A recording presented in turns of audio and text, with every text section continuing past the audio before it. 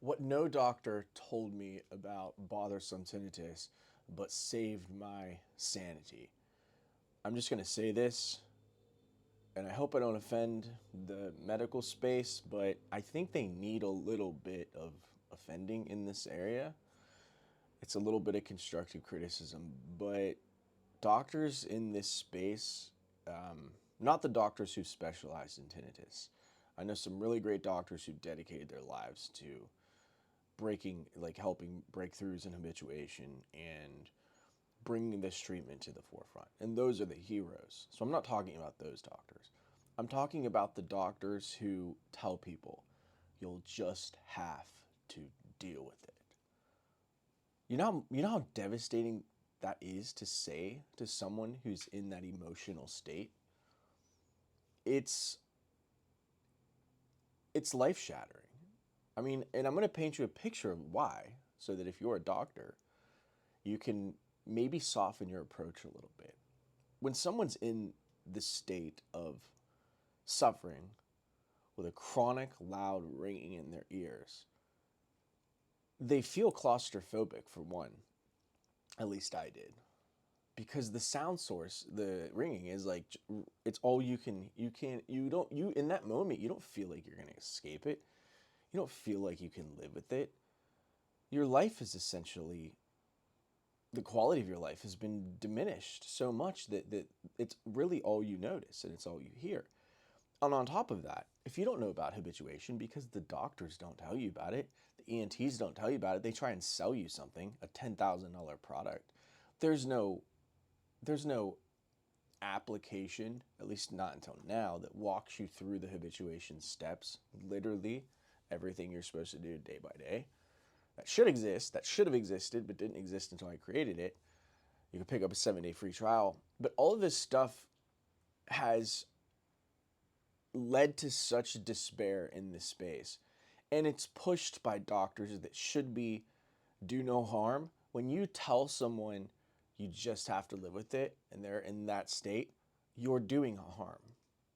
You might not mean to, and your statement might be objectively true, but the way it needs to be said has to be with compassion, and it has to be coming from a place of, let me help you live with it. Because really, isn't that a doctor's job? Is to help you recover from things that you don't know how to recover from? Isn't that why you go to a doctor? And you can say, well, I'm not a tinnitus expert in this. Completely fair. But I think we need to eliminate the statement, you'll just have to deal with it. It's some constructive criticism for doctors out there. I would reframe it and say, this condition can feel heavy, it can feel hopeless, but it's not. Countless people go on to do just fine and and recover completely from it, and how you feel now isn't how you're always going to feel. Let me show you some resources I have and offer them a wide range of potential solutions and help them, consult with them, help them through this. It obviously habituation is the only known cure for bothersome tinnitus that's scientifically proven. I would that would be the first line of treatment since it's the only treatment. And I would supplement that with maybe some sound masking, some meditation, pretty much everything you haven't. I built my app. So I would really, all I have to do is just tell them to download the app and they'll go on to habituate just fine. But I would start, if I really cared about people and it was a doctor, I would start there. I would start there because this is what this is the whole crux of the entire video. And I had to say that because when I went to doctors, it made it all worse. Especially the ENTs, man. The ENTs, at least the ones I went to, were just they didn't give a rip, man. They were there to sell me packages, in-ear noise generators. They wanted thousands of dollars from me, and they would tell me, and they told me horror stories to get me to spend, and I didn't, because I don't reward that sort of behavior.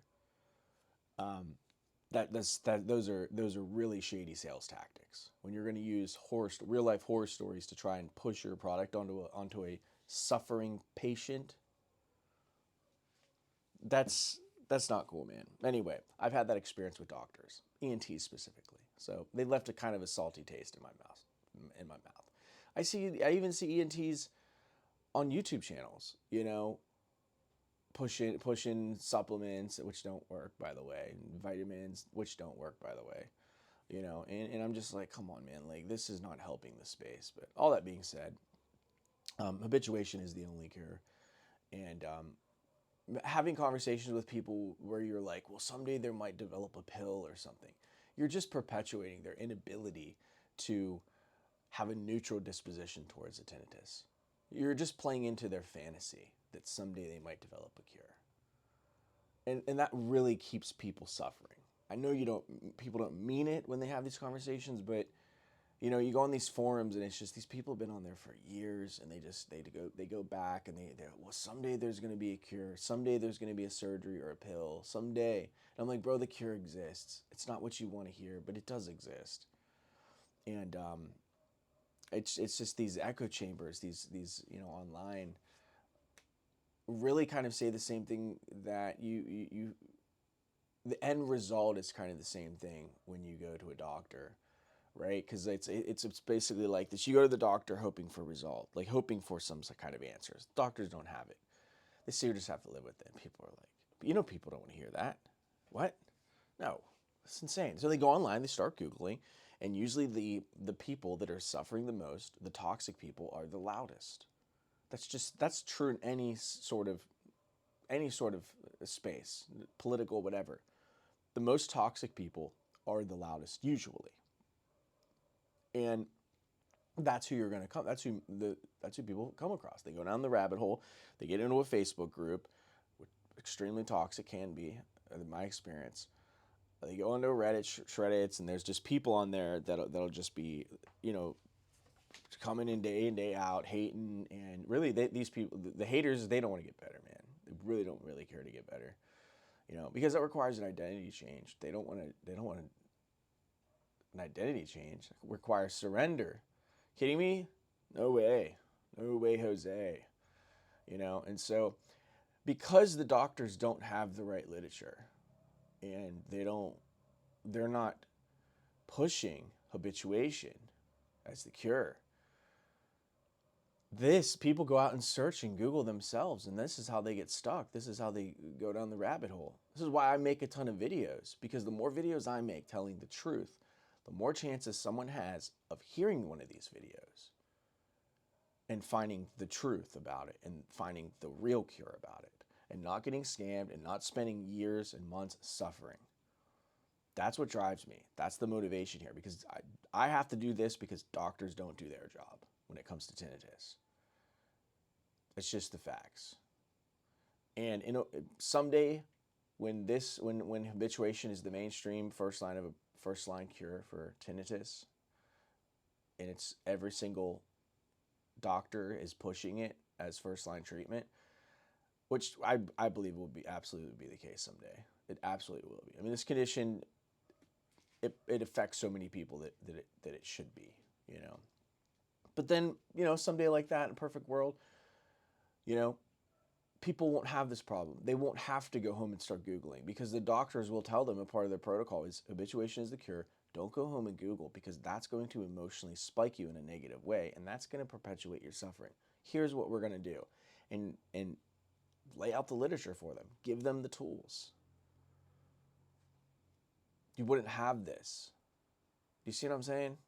Anyway, I'm going to stop the video here. I think I've made my point pretty clear, but yeah, the thing that doctors told me about tinnitus, what they didn't tell me is that you don't just have to live with it.